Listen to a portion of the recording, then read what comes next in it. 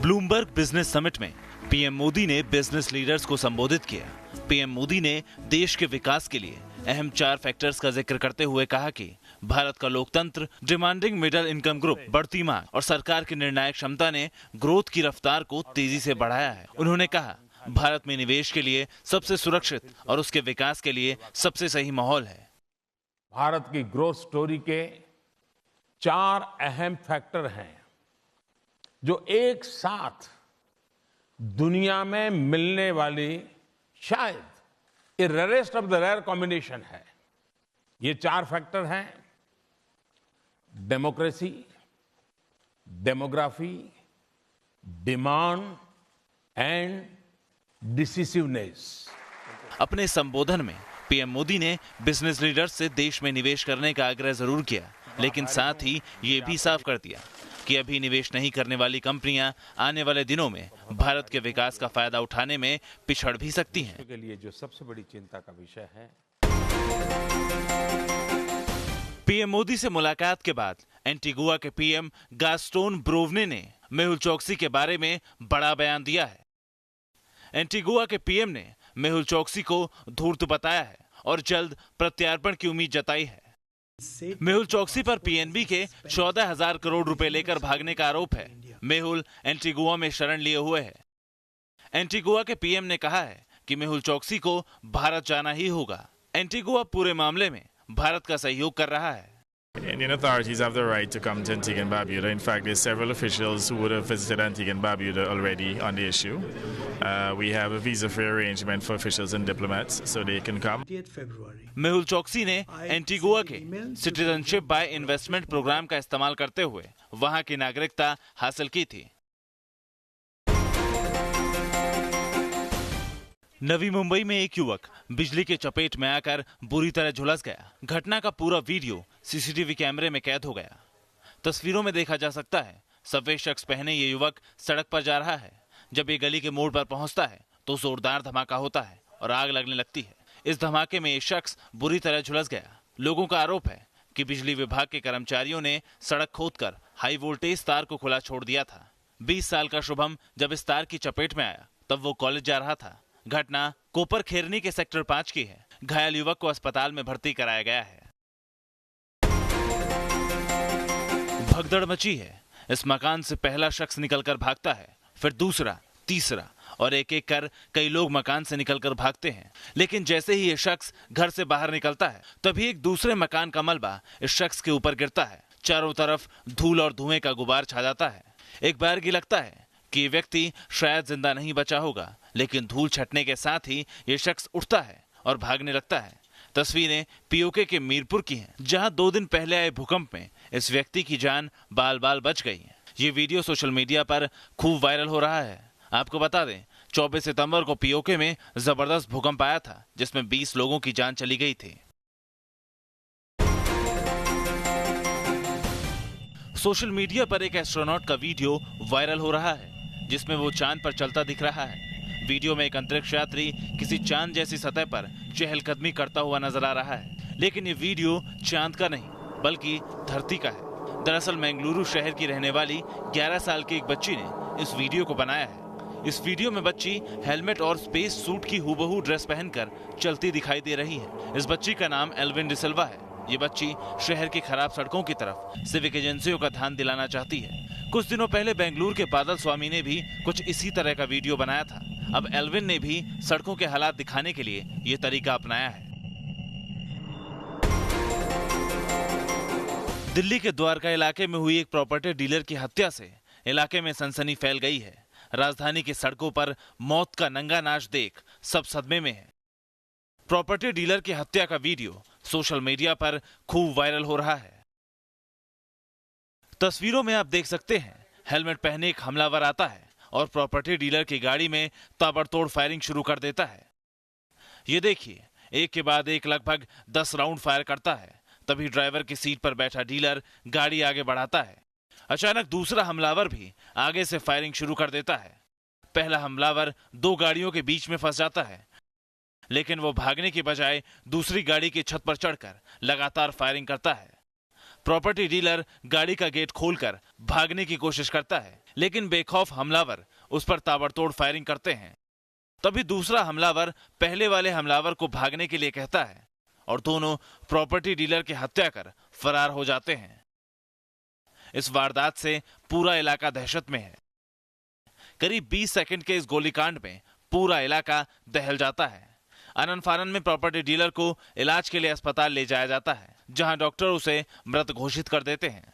Property dealer का नाम नरेंद्र गहलोत है। पुलिस को शक है कि इस वारदात को प्रोफेशनल सुपारी किलर ने अंजाम दिया है। फिलहाल पुलिस इस हत्याकांड की हर एंगल से जांच कर रही है।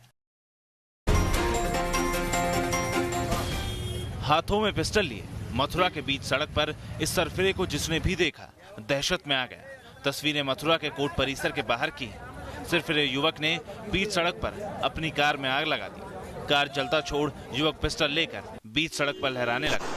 युवक को ऐसा करता देख लोग सकते में आ गए। इस घटना की एक और तस्वीर देखिए। इसमें युवक के हाथों में पिस्टल की बजाय माइक है और उस पर कुछ बोल रहा है।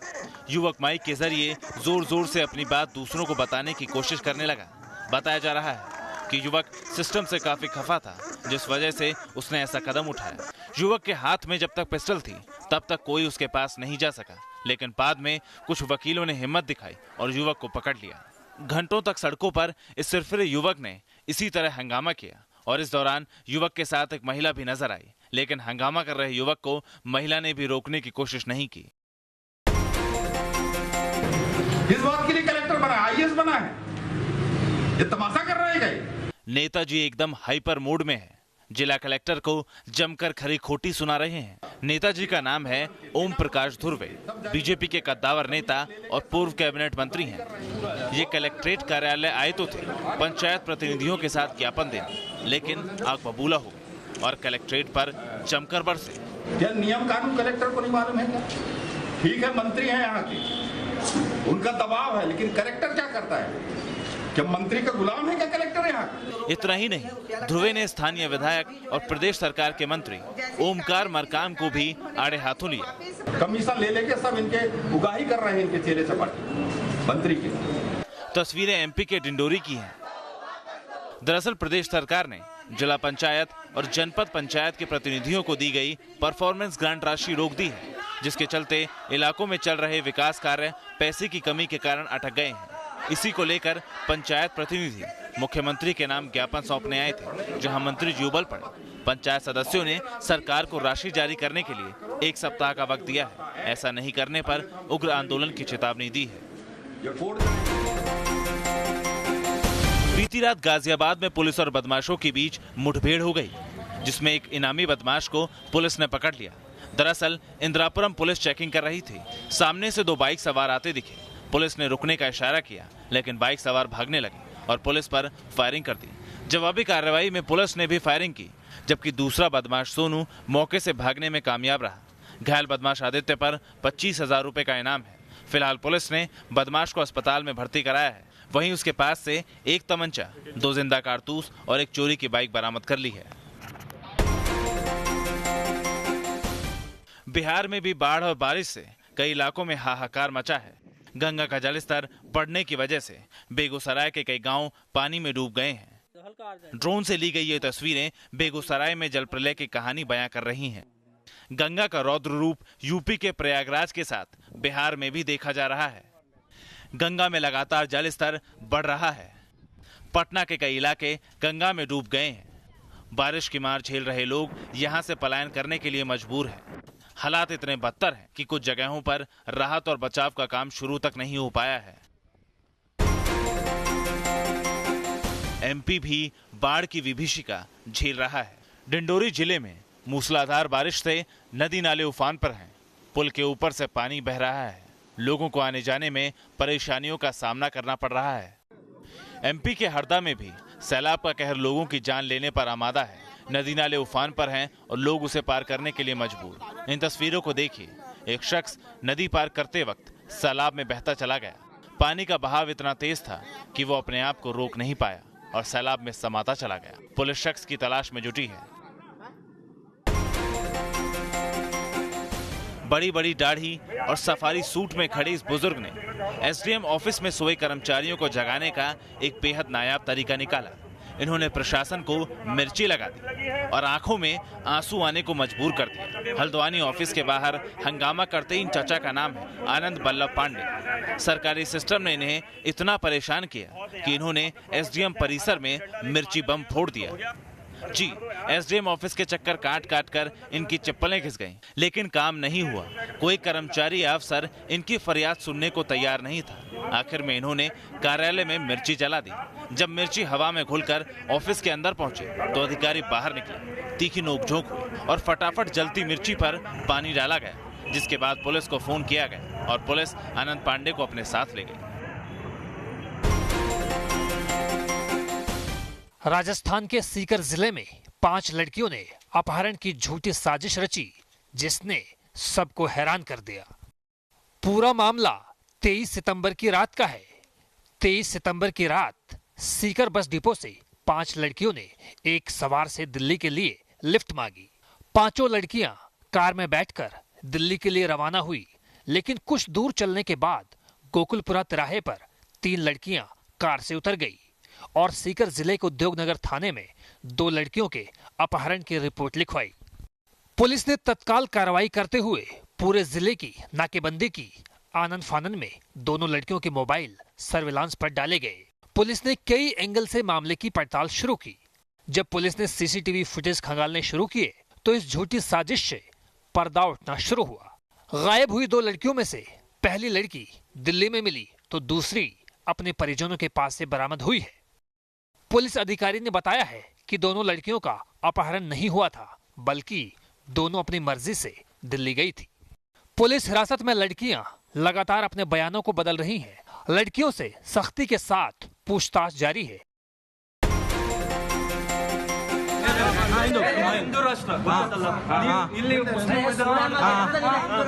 भारत को हिंदू राष्ट्र बताना इस शख्स को भारी पड़ गया। मारपीट का ये वीडियो कर्नाटक के मंगलुरु का है, जहां इस युवक ने जब हिंदू राष्ट्र की बात की तो कुछ लोगों ने उसकी जमकर पिटाई कर दी। पीड़ित शख्स का नाम मंजूनाथ बताया जा रहा है। दरअसल मंजूनाथ मंगलुरु के एक मॉल में था जब भारत को हिंदू राष्ट्र कहने को लेकर कुछ लड़कों से उनका झगड़ा हो गया। आरोपी लड़के किसी कॉलेज के बताए जा रहे हैं। पीड़ित को पीटने के बाद ये सभी मॉल से भाग निकले। मंजूनाथ की शिकायत पर पुलिस ने मामले की जांच शुरू कर दी है और 2 आरोपियों को गिरफ्तार कर लिया है, जिसमें एक आरोपी नाबालिग बताया जा रहा है। मधुमक्खियों का ये झुंड अपना छत्ता छोड़कर इस कार पर उमड़ आया है। अब सोचिए, अगर किसी की कार पर इतनी मधुमक्खियां एक साथ दिख जाएं, तो भला कौन कार के पास जाने की जरूरत करेगा। कार पर मधुमक्खियों की सर्जिकल स्ट्राइक का ये वीडियो ऑस्ट्रेलिया के एडिलेड का है। ब्लैक जीप गाड़ी पर एक शॉपिंग सेंटर के बाहर हजारों मधुमक्खियों ने डेरा डाल लिया। कार मालिक को कुछ सूझ नहीं रहा था कि करें तो क्या करें। फिर पास के ही एक मधुमक्खी पालन का काम करने वाले शख्स को बुलाया गया और उसने कुछ यूं मधुमक्खियों को गाड़ी से हटाया। सोशल मीडिया पर यह वीडियो वायरल हो रहा है। अमेरिका के प्यूर्टो रिको और वर्जिन आइलैंड में इन दिनों चक्रवाती तूफान केरन का कहर देखने को मिल रहा है। तेज हवाओं और बारिश ने लोगों के मन में डर पैदा कर दिया है। कई इलाकों में बाढ़ के हालात बन गए हैं। तस्वीरों में देखा जा सकता है कि कैसे गुयाना नदी में लहरें उफान मार रही हैं। चक्रवाती तूफान केरन के चलते हवाएं 72 किलोमीटर प्रति घंटे की रफ्तार से चल रही हैं। कई इलाकों में तो 20 सेंटीमीटर से भी ज्यादा बारिश ने हालात और बिगाड़ दिए हैं। आगे भी बारिश की चेतावनी से लोग सहमे हुए हैं। दिल्ली में नई पार्किंग पॉलिसी लागू होने जा रही है।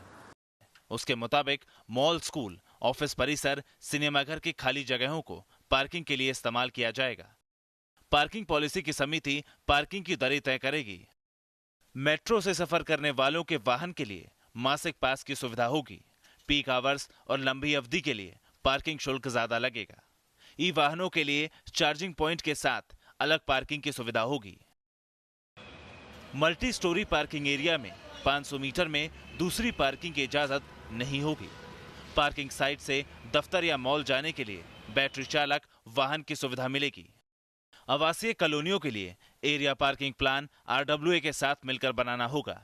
सैटेलाइट के जरिए पार्किंग पर निगरानी की सुविधा तैयार की जाएगी। मध्य प्रदेश के शिवपुरी में खुले में शौच करने की कीमत 2 नाबालिगों को अपनी जान देकर चुकानी पड़ी। दोनों को बेरहमी से लाठी डंडों से पीटा गया, जिस वजह से उनकी जान चली गई। बताया जा रहा है कि मरने वालों में एक लड़का और एक लड़की थी। आरोप है कि दोनों नाबालिग पंचायत भवन के पास शौच करने गए थे। तभी गांव के ही रामेश्वर और हकीम नाम के शख्स वहां गए और दोनों पर लाठी डंडों से हमला कर दिया। दोनों मासूम लाठी की मार सहन नहीं कर सके और उनकी जान चली गई। गांव में हुए डबल मर्डर की वारदात से इलाके में हड़कंप है। घटना की सूचना मिलते ही पुलिस की टीम मौके पर पहुंची और जांच में जुट गई। किसी के सिर पर हेलमेट नहीं है तो कोई बेधड़क रेड लाइट तोड़कर निकल रहा है। ट्रैफिक नियमों की धज्जियां उड़ाई जा रही हैं। तस्वीरें राजस्थान के जयपुर की हैं, जहां अब तक नया मोटर व्हीकल एक्ट लागू नहीं किया गया है। राजस्थान में ट्रैफिक नियमों के तहत पुराना जुर्माना ही लग रहा है, जिसका फायदा राजस्थान के वो लोग उठा रहे हैं जो ट्रैफिक नियमों को हर रोज तोड़ रहे हैं। हालांकि नए नियम लागू न होने के बाद भी पुलिस लगातार कार्रवाई कर रही है। अगस्त और सितंबर में अब तक जयपुर में ड्रिंक एंड ड्राइव के 5000 से ज्यादा मामले दर्ज किए गए हैं और अधिकतर मामलों में गाड़ियों को जब्त किया गया है।